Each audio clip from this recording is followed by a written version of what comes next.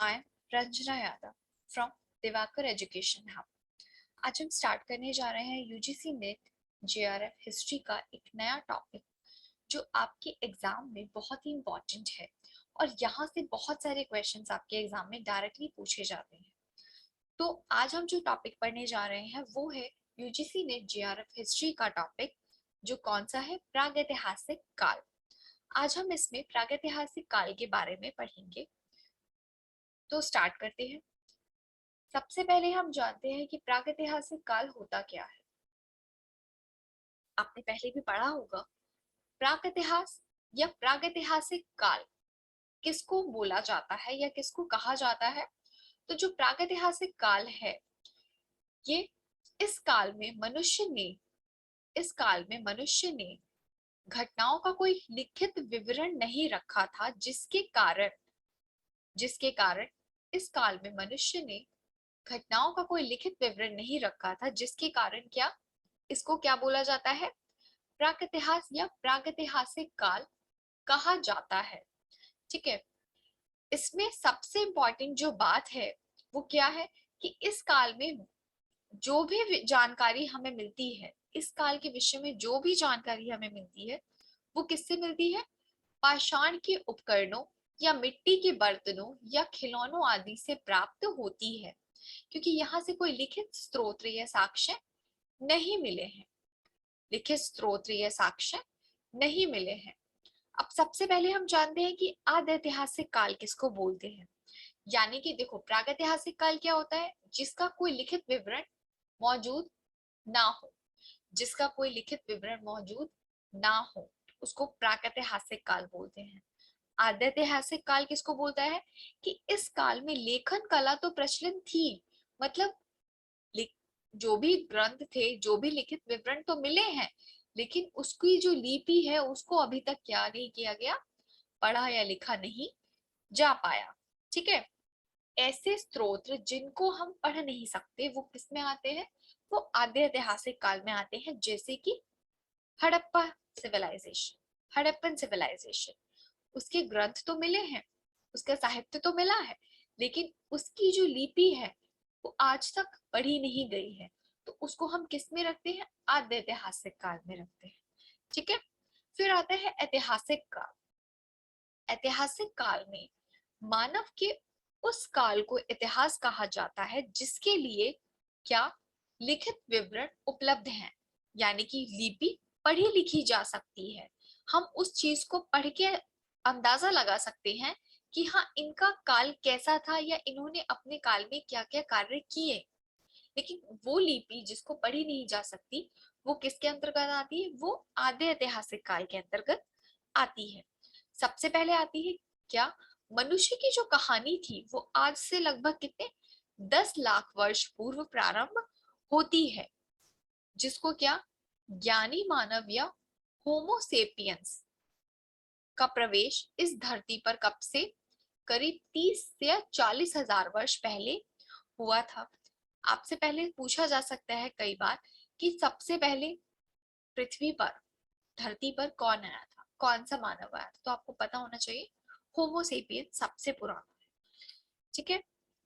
इसके बाद आता है नेक्स्ट आता है पाषाण काल। पाषाण काल को हम 3 भागों में विभाजित करते हैं। इस काल का जो मनुष्य था उसकी सभ्यता का जो प्रारंभिक काल माना जाता है, किसको, पाषाण काल को। और पाषाण काल को किसमें, 3 भागों में विभाजित किया जाता है, पूरा पाषाण काल, मध्य पाषाण काल, नव पाषाण काल या उत्तर पाषाण काल। ठीक है। तो सबसे पहले हम क्या पढ़ेंगे, पूरा पाषाण काल के बारे में पढ़ेंगे। ठीक। तो सबसे पहले हम पूरा पाषाण काल को देखते हैं। पूरा पाषाण काल यूनानी भाषा में प्राचीन एवं पाषाण के अर्थ में प्रयुक्त होता है। इन्हीं शब्दों के आधार पर क्या, पाषाण काल शब्द बना। पाषाण काल कैसे बना, यूनानी भाषा का शब्द है ये, जिसका क्या, प्राचीन या पाषाण के अर्थ में इसको प्रयुक्त किया जाता है। इसी से क्या बना है, पाषाण काल बना है। प्राप्त उपकरणों के आधार पर ये अनुमान लगाया जाता है, मतलब उस काल के जितने भी उपकरण मिले हैं हमें खुदाइयों से, उससे क्या अनुमान लगाया जाता है कि लगभग कितने 2.5 लाख ईस्वी पूर्व के होंगे। कब के होंगे? 2.5 लाख ईस्वी पूर्व के होंगे। फिर आता है कि ये जो काल है, ये जो पूरा पाषाण काल है, ये काल कैसे था? आखेटक एवं खाद्य संग्रहण काल के रूप में भी इसको जाना जाता है। पूरा पाषाण काल को कौन से काल के रूप में भी जाना जाता है? आखेटक एवं खाद्य संग्रहण के रूप में, क्योंकि इस टाइम पर जो मानव का जीवन था वो कैसा था? स्थिर नहीं था। वो खाने की तलाश में या आखेटक की तरह जिंदगी अपनी व्यतीत करता था, अपना जीवन व्यतीत करता था। कभी कहीं पर शिकार करने के लिए जाता था, कभी कहीं पर शिकार करने के लिए जाता था, तो वहीं रह जाता था, लेकिन किसी एक जगह पर स्थायित्व इनका नहीं था। तो अभी तक भारत में पूरा पाषाण कालीन मनुष्य के अवशेष कहाँ से मिले हैं? कहीं से भी नहीं मिले हैं, क्योंकि जो भी मिले हैं वो कैसे थे? उस समय प्रयोग में लाए जाने वाले पत्थरों के उपकरण के आधार पर हम इस पे अंदाजा लगा सकते हैं। लेकिन अभी कहाँ से मिला है? हाल ही में महाराष्ट्र के, कहाँ से मिला है? महाराष्ट्र के, महाराष्ट्र के कहाँ से मिला है? बोरी नामक स्थान से, महाराष्ट्र के बोरी नामक स्थान से मिला है। इससे क्या अनुमान लगाया जाता है कि इस पृथ्वी पर मनुष्य की उपस्थिति कब से है? लगभग 14 लाख वर्ष पुरानी मानी जाती है। और उस टाइम के कैसे बनाए जाते थे पत्थर? गोल पत्थरों से बनाए गए प्रस्तर उपकरण मुख्य रूप से कहाँ से मिले हैं? सोहन नदी की घाटी से मिले हैं। यानी कि आपसे ये क्वेश्चन पूछा जा सकता है कि पूरा जो पाषाण काल है वो कौन सी नदी घाटी से मिले हैं? तो सोहन नदी घाटी से पूरा पाषाण काल के अवशेष मिले हैं। और कैसे मिले हैं? वहां से हमें उनके प्रस्तर यानी पत्थर से बनाए गए उपकरण मिले हैं। और बोरी, महाराष्ट्र के बोरी नामक खुदाई में जो अवशेष मिले हैं उससे ये पता चलता है कि यहाँ पे मनुष्य की जो उपस्थिति थी वो कितनी पुरानी थी? वो 14 लाख वर्ष पुरानी मानी गई थी। ठीक है। फिर आता है यहाँ पे जो पत्थरों का इस्तेमाल किया जाता था वो कैसा था? कोर और फ्लेक्स प्रणाली, मतलब सामान्य पत्थरों के कोर तथा फ्लेक्स प्रणाली द्वारा बनाए गए औजार मुख्य रूप से कहाँ से मिले हैं? मद्रास, जो कि वर्तमान में कहा चेन्नई में पाए जाते हैं। इन दोनों प्रणालियों से निर्मित प्रस्तर के औजार सिंगरौली घाटी, मिर्जापुर एवं बेलन घाटी इलाहाबाद में मिले हैं। यानी कि ये जो पूरा पाषाण काल मानव के जो औजार थे, ये कौन से औजार कैसे बनाए जाते थे? कोर और फ्लेक्स प्रणाली पर। कहाँ कहाँ से मिले हैं हमें? पहले तो ये कहाँ से मिला है? मद्रास। मद्रास कहाँ? चेन्नई में मिला है। इसके बाद कहाँ पे मिला है इसे? जो ये जो औजार है कहाँ पे मिले हैं? सिंगरौली घाटी कहाँ? मिर्जापुर में। और बेलन घाटी कहाँ? इलाहाबाद में। दो जगह हो गई। इन दो जगह से घाटी पूछे तो सिंगरौली घाटी और बेलन घाटी, जगह पूछे तो मिर्जापुर और इलाहाबाद। यहाँ से पूरा पाषाण काल के क्या मिले हैं? औजार मिले हैं। फिर आता है मध्य प्रदेश। मध्य प्रदेश का जो भोपाल है, यहाँ पे कौन सी भीमबेटका में क्या मिली है? गुफाएं मिली हैं। गुफाएं और शैलाश्रय भी मिले हैं। इस समय के मनुष्य का जीवन कैसा था? पूर्णतः शिकार पर निर्भर था। कैसा था? शिकार पर निर्भर था। मानव कैसा था पूरा पाषाण काल का? शिकारी था। वो क्या करता था? अग्नि के प्रयोग से अनभिज्ञ था, क्योंकि वो कच्चा शिकार करता था। शिकार करके क्या करता था? ऐसे ही कच्चा मांस खा जाता था, क्योंकि उस समय अग्नि के प्रयोग से वो अनभिज्ञ थे, उनको अग्नि का ज्ञान नहीं था। इस समय के मनुष्य कैसे थे? निग्रोटो जाति के थे। पूरा पाषाण काल के मनुष्य कौन सी जाति के थे? निग्रोटो जाति के थे। यानी कि भारत में जो पूरा पाषाण युग है उसको कौन सा? औजार प्रौद्योगिकी के आधार पर 3 अवस्थाओं में बांटा जा सकता है। ठीक है। कौन कौन सी 3 अवस्थाएं हैं वो? पूरा पाषाण काल की बात हो रही है ये भी, लेकिन हम इसका विभाजन किस आधार पर कर सकते हैं? औजार प्रौद्योगिकी के आधार पर। ठीक है। 3 अवस्थाओं में, निम्न पुरा पाषाण काल, मध्य पुरा पाषाण काल, उच्च पुरा पाषाण काल। तो निम्न पुरा पाषाण काल में कौन से कैसे औजार थे? हस्तकुठार, हैंडेक्स या विदायनी या क्लीवर उद्योग। ठीक है। और मध्य पुरा पाषाण काल में शलक या फ्लेक्स से बने औजार मिलते थे। और उच्च पुरा पाषाण काल में शल्कों या फलकों या ब्लेडों के औजार मिले हैं। ठीक है, तो ये याद रखिएगा। अब आता है पूर्व पुरा पाषाण काल के जो महत्वपूर्ण स्थल है, कहाँ कहाँ में मिले हैं भारत में। ठीक है, तो सबसे पहले तो पहलगांव में मिले हैं। पहलगांव कहाँ पर है? कश्मीर में है। फिर आती है बेलन घाटी। बेलन घाटी अभी हमने देखा था इलाहाबाद, कहाँ? यूपी में। फिर आता है भीमबेटका और आदमगढ़। भीमबेटका आदमगढ़ कहाँ पर है? होशंगाबाद, एमपी में। फिर ये 16 आर और सिंगी तालाब कहाँ पर है? नागौर में, राजस्थान में मिला है। पूर्व पाषाण काल की बात हो रही है। और नेवासा कहाँ पर है? अहमदाबाद, महाराष्ट्र जिले में। फिर आता है हुसंगी। हुसंगी गुलबर्गा, कर्नाटक में। और अदिरमपक्कम, ये अदिरमपक्कम है, ये कहाँ पर है? ये भी तमिलनाडु में है। ठीक है, ये पूर्व पुरापाषाण काल के महत्वपूर्ण स्थल हैं, यहाँ से पाए गए हैं। इसके बाद आता है मध्य पुरापाषाण काल।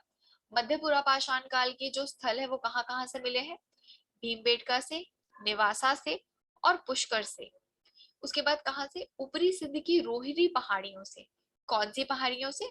सिंध की रोहिणी पहाड़ियों से।